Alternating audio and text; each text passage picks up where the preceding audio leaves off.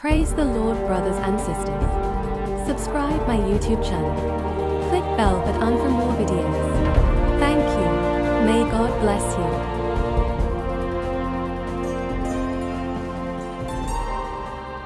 ஒரே ஒரு வசனம் 15வது வசனத்தில் என்ன எழுதுறார்? 23:15 என்ன எழுதுறார்?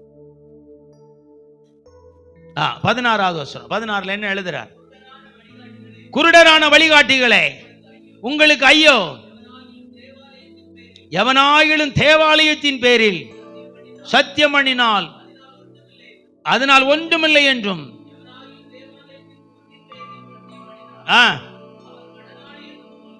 ஆமென். இங்க ஆண்டவர் சொல்றாரு, முக்கியப்படுத்த வேண்டியதை நீ முக்கியப்படுத்த நீ தவறும் பொழுதெல்லாம் நீ குருடனை போல காண்கிறாய், வாழுகிறாய். அழகா எழுதுகிறார், குருடரான வழிகாட்டிகளை. வேதத்தை போதிக்கிறவங்களுக்கு என்ன இல்லையா? கண் திறக்கப்படல என்றார். காலையில கூட நாங்க பேசியிருந்தோம், வேதத்தை தப்பா போதிக்கிற தமிழ்நாட்டில் 100% பேர் இருக்கிறாங்க. நான் அவங்கள்ட்ட சொன்னேன், நான் தெளிவாத பிரசங்கம் பண்ணேன்னா ஒரு நாளைக்கு 24 மணி நேரம் நான் அதை மாற்ற வேண்டிய அவசியம் வரும். அதுக்கு நான் நேரம் செலவழிக்க விரும்பல. தினம் நான் எதிர்த்து போராட வேண்டிய கட்டாயம் இருக்கும். ஏன்னா குருடரான வழிகாட்டிகள் வேதத்தை கையில வச்சு ஜனங்களை வித்தியாசப்படுத்திட்டு இருக்கிறாங்க. அழகா எழுதுறார், தேவாலயத்தின் மேல் சத்தியம் பண்ணினால் அதனால் ஒன்றுமில்லை என்று, தேவாலயத்தின் பொன்னின் மேலின் சத்தியம் பண்ணினால் அது கடனாளி என்று சொல்லுகிறீர்கள். உங்களுக்கு லாபமானவைகளை முக்கியப்படுத்துகிறீர்கள், தேவனுக்கு லாபமானவைகளை நீங்கள் ஒன்றுமில்லை என்று சொல்லுகிறீர்கள். இது குருடரான அனுபவம். வேதத்துல ஆலயத்துல பெருசா இல்லைங்க, காணிக்கை தான் பெருசு. அல்லேலூயா. இப்ப நமக்கெல்லாம் இதுதான் பெருசு. காசு எங்க வேணாலும் கிடைக்குங்க. ஆத்ம தாகத்துக்காக தங்களுடைய எத்தனையோ விதத்தை வித்து போட்டவங்களெல்லாம் நான் பார்த்துருக்கிறேன். வித்து போட்டு ஊழியம் செய்யவங்களெல்லாம் நான் சாட்சி கேட்டிருக்கிறேன். ஆனா தேவனை வித்து தேவனுக்கு ஊழியம் செய்யற ஒரே ஆள் பெந்தேகோஸ்தேக்காரர் தான். யாரை வித்து? சீவனை வித்து கர்த்தருக்கு ஊழியம் செஞ்சவங்களை பார்த்திருக்கேன். வெள்ளக்காரன் சொத்து சுகத்தை எல்லாம் வித்து கர்த்தருக்கு ஊழியம் செஞ்ச பார்த்திருக்கேன். தன்னுடைய வாழ்க்கையில் இருக்கிற எல்லா பிடிமானத்தையும் கொடுத்து கர்த்தருக்கு சாட்சியா வாழ்ந்தவங்களை நான் பார்த்திருக்கேன். ஆனா தேவனையே வித்து தேவனுக்கு ஊழியம் செய்யற ஒரே ஆள் பெந்தேகோஸ்தேக்காரர் தான்.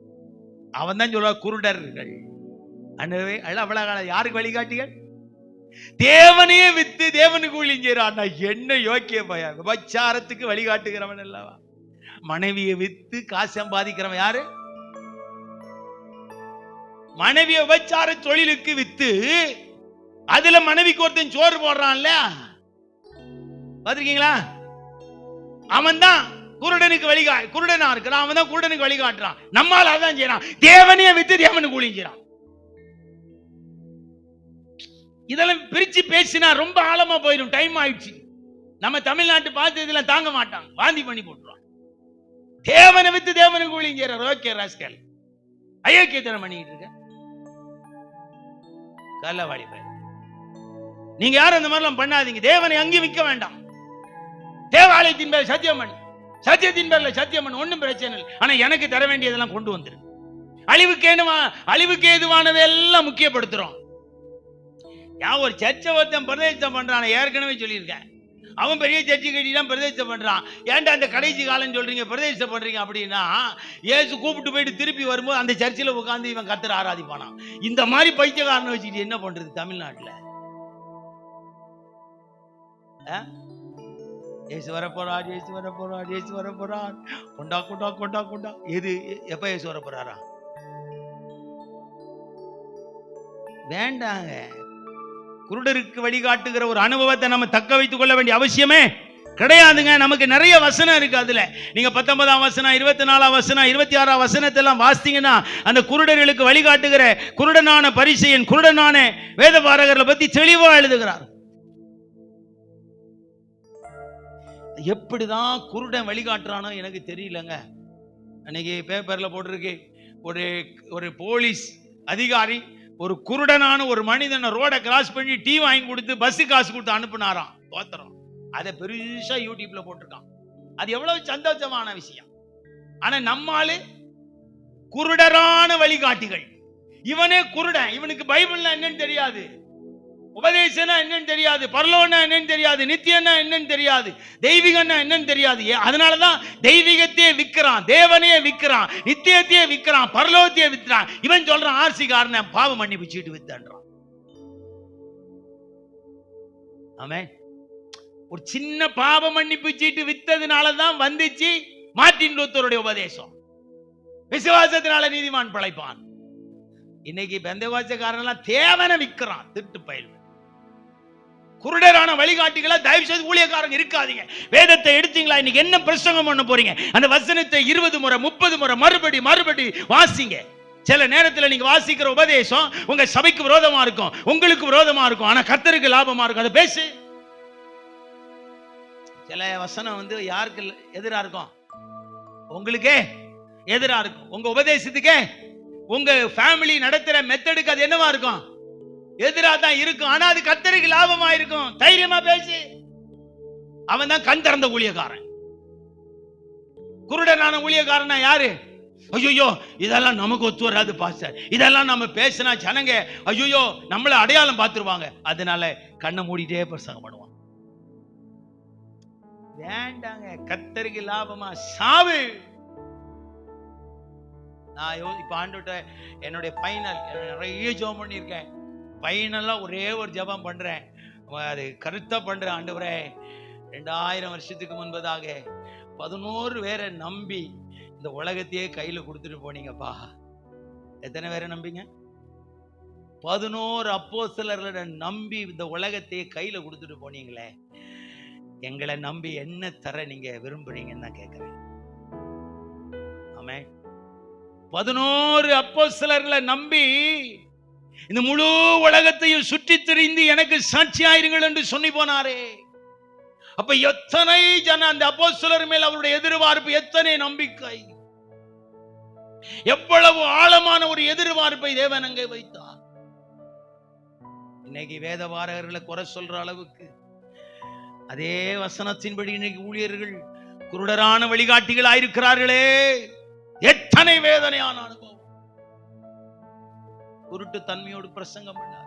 உங்களுக்கு எதிரான வசனங்கள் கூட தேவனுக்கு லாபமாயிருக்குமானால் நீங்கள் மாறுகிறது நல்லது. அப்பதான் உங்க கண்ணு என்ன செய்யும் திறக்கப்படும். இவ்வளவு பெரிய தீர்க்கதரிசி பீலையாமுடைய கண்கள் திறக்கப்பட்டு உரைக்கிறவனாவது கர்த்தருக்கு தெரியும். உண்மையை பேசணும், உங்க கண்ணை திறந்துதான் ஆகும். அதனாலதான் எஸ்ரா சொல்கிறார், வேதத்தின் ரகசியங்களை காணும்படி என் மனக்கண்களை திறந்தருளும் ஆண்டவரே. நான் ஒரு குருடனான வழிகாட்டியாய், ஒரு குருடனான வேத போதகனாய் இருக்க விரும்பவில்லை. தயவு செய்து என் கண்ணை கொஞ்சம் திறந்துருங்க, மனக்கண்ணை. நான் வேதத்தை நல்ல வாசித்து நல்ல பிரசங்கம் பண்ணி உமக்கு லாபம் சம்பாதிக்க விரும்புகிறேன். அதை தான் நாங்க சொல்லி அனுப்புறோம். எஸ்தருக்கு மொர்தெகாய் அவ வஸ்திரம் கொடுத்து அனுப்புறா, ஆகாரம் கொடுத்து அனுப்புறா, என்னென்னமோ கொடுத்து அனுப்புறாங்க. அதையெல்லாம் பார்த்து சந்தோஷம் வரலங்க. அவன் சொல்றான், இன்னைக்கு நீ தப்பலாம் என்று நினைக்கிறாய், ஆனா நாளைக்கு நீ தப்ப முடியாது. நீயும் ஒரு யூத பெண் என்று நினைக்கப்படும் பொழுது நீயும் மரணத்தை சந்திக்க வேண்டிய அவசியம் வரும். இன்னைக்கு கர்த்தர் இவ்வளவு தூரம் உயர்த்தினதுக்கு காரணம் இந்த குருடனான அனுபவத்தை விட்டு வெளியே வரும்படிக்கு என்று சொல்லி அவன் அந்த எஸ்தர் ராஜாத்தினுடைய கண்களின் குருட்டை நீக்கி விடுகிறான். அவள் வஸ்திரத்தை, ஆடம்பர வஸ்திரத்தை தள்ளி வைக்கிறாள், இன்பமானவைகளை தள்ளி வைக்கிறாள், ஆகாரத்தை தள்ளி வைக்கிறாள், எல்லாத்தையும் தள்ளி வச்சு உபவாசம் இருக்கிறாள். தேவன் இறங்குகிறார். மொர்தெகாய் நினைச்சு எஸ்தர் நானும் வாழலாமே என்று சொல்லி அவன் ஒரு குருடனாய் இருக்கலாமே. இன்னைக்கு எத்தனையோ கோடி ரூபாய் பணம் பாஸ்டர்ஸுங்க சேர்த்து ஒரு பாஸ்டர் சொல்ற, ஒரு விசுவாசி சொல்லுது, எங்க பாஸ்டருக்கு சிங்கப்பூர்ல அக்கௌண்ட் இருக்கு. எங்க இருக்கா? எங்க பாஸ்டருக்கு மலேசியால அக்கௌண்ட் இருக்கு. பாஸ்டர் ஐயா, குருட்டு போதகனே, நீ சாகர காலத்துக்கு முன்பதாக அவன் கண்களை கர்த்தர் திறப்பாராக. குருடனான போதகராய் இருக்காதீர்கள், அந்த தவறு பண்ண வேண்டாம். கடைசியாய் ஒன்றை சொல்லி முடிக்கிறேன். 25 28 வரைக்கும் மாயான போதகருடைய அசுத்தமான ஜீவிதங்களை சொல்லிவிடுகிறார். கொஞ்சம் கடினமான வேத பகுதி, அதை கொஞ்சம் ஆழமாய் தியானிக்க வேண்டாம், நேரம் போகிறது.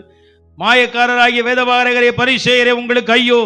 போஜன பாத்திரங்களின் வெளிப்புறத்தை சுத்தமாக்கிறீர்கள், உட்புறத்தில் அவைகளுக்கு கொள்ளையினாலும் அனிதத்தினாலும் நிறைந்திருக்கிறது. வேதத்தை போதிக்கிற உங்களுடைய உள்ளான ஜீவிதங்கள் எப்படி இருக்குதாங்க? கொள்ளை அடிக்கணும். என்ன அடிக்கணும்? கொள்ளை அடிக்கிறதுலையும் அனிதத்தினால் நிறைந்திருக்கிறது. அடுத்த வசனம் சொல்றாரு, நீங்கள் வெளிப்புறத்தை சுத்தமாகும்படி அவைகளின் உட்புறத்தை முதலாவது சுத்தமாக்குங்கள். அல்லேலூயா. அப்படியே 27 28 அப்படிதான் சொல்லுகிறார். உள்ளேயோ மரித்தவர்களின் எலும்புகளினாலும் சகலவித அசுத்தங்களினாலும் நிறைந்திருக்கிறது. இன்னைக்கு வேதத்தை போதிக்கிறவருடைய உண்மை நிலைமையை அன்றைக்கு அவர் எழுதி வைத்திருக்கிறார். உங்களுடைய இருதயத்தை சுத்தம் பண்ணுங்க, உங்க மனசை சுத்தம் பண்ணுங்க, உள்ளான சிந்தையை எண்ணங்களை சுத்தம் பண்ணுங்கள். உங்களுடைய உள்ளான ஜபங்கள் சுத்தமாயிருக்கட்டும், உங்களுடைய எண்ணங்கள் சுத்தமாயிருக்கட்டும், சிந்தைகள் சுத்தமாயிருக்கட்டும், உங்களுடைய ஆலோசனைகள் சுத்தமாயிருக்கட்டும், பேச்சு சுத்தமாயிருக்கட்டும், உள்ளா எழும்புகிற தோற்றங்கள் எல்லாம் சுத்தமாயிருக்கட்டும். கொள்ளையடிக்கிற ஆராதனை எதுக்கு ஐயா? இன்னைக்கு தமிழ்நாட்டில் வாரம் துண்டு சீட்டு கொடுக்கிறான். சர்ச்சுக்கு எவ்வளவு காணிக்க தருவேன், நாங்களே வந்து கலெக்ஷன் பண்ணிக்கிறோம். எதுக்குன்னா சர்ச்சு கட்டுறணுமா? எத்தனையோ ஆயிரமான ஜனங்க உட்கார்ந்து சர்ச்சு கட்டுறதுக்கு யாரெல்லாம் எழுதி கொடுக்க போறீங்க? எல்லாத்துக்கும் ஒரு சீட்டு கொடுக்கப்படும்.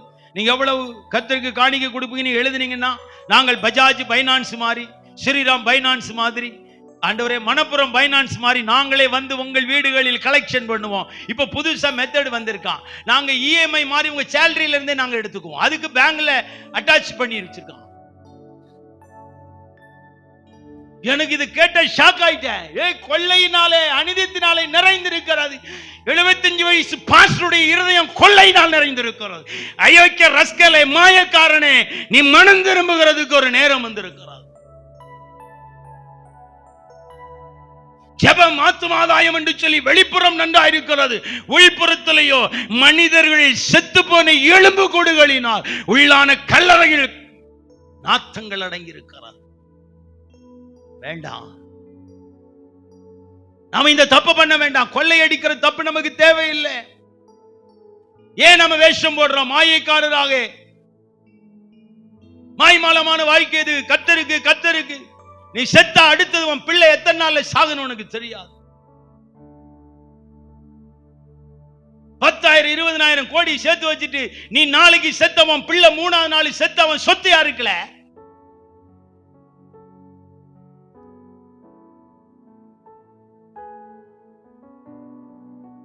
பத்தாயிரம் 20,000 கோடி சொத்துக்களை சேர்த்து வைத்து விட்டு தனக்கு முடிவு வருவது என்று சொன்ன உடனே ஒரு பிள்ளையை தத்தெடுக்கிறாய், ஒரு மனுஷனை தத்தெடுக்கிறாய், அவன் பேர்ல எழுதி வைக்கிறாய், டாடா பிர்லா மாதிரி. இது ஊழியமா, பிசினஸா?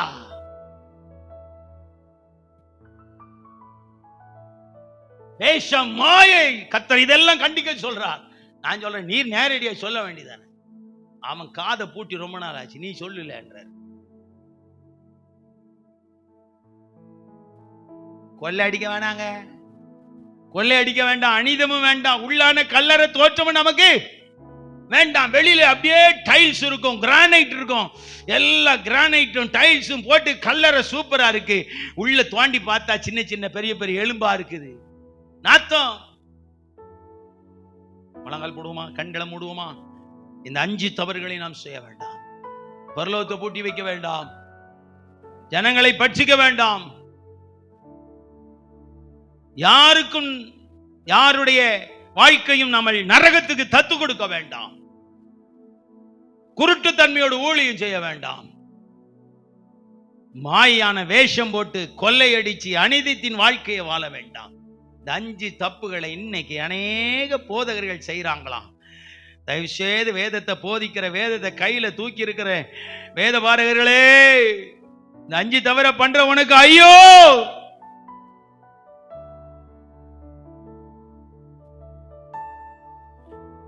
நீ வெளிப்புறத்தை சுத்தமாக்குகிற, நீ உள்புறத்தை சுத்தமாக்கு, மாயை களையும்.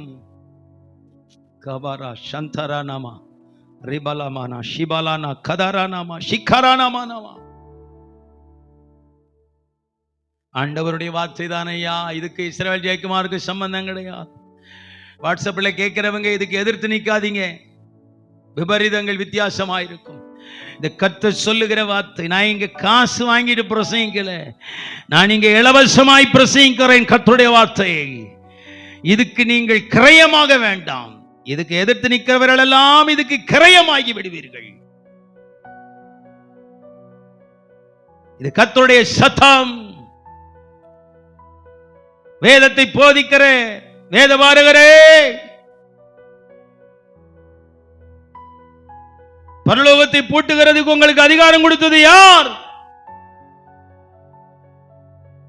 ஜனங்களின் வீடுகளை பட்சிக்கிறதுக்கு உங்களுக்கு அதிகாரம் கொடுத்தது யார்? இரவெல்லாம் பகலெல்லாம் பிரயாணம் பண்ணி ஆத்மாதாயம் பண்ணி நரகத்துக்கு நீங்கள் தத்து கொடுக்கிறதுக்கு உங்களுக்கு அதிகாரம் கொடுத்தது யார்? குருடான ஒரு அனுபவத்தோடு வேதத்தை போதித்து ஜனங்களை இடர பண்ணுகிறதுக்கு உங்களுக்கு அதிகாரம் கொடுத்தது யார்?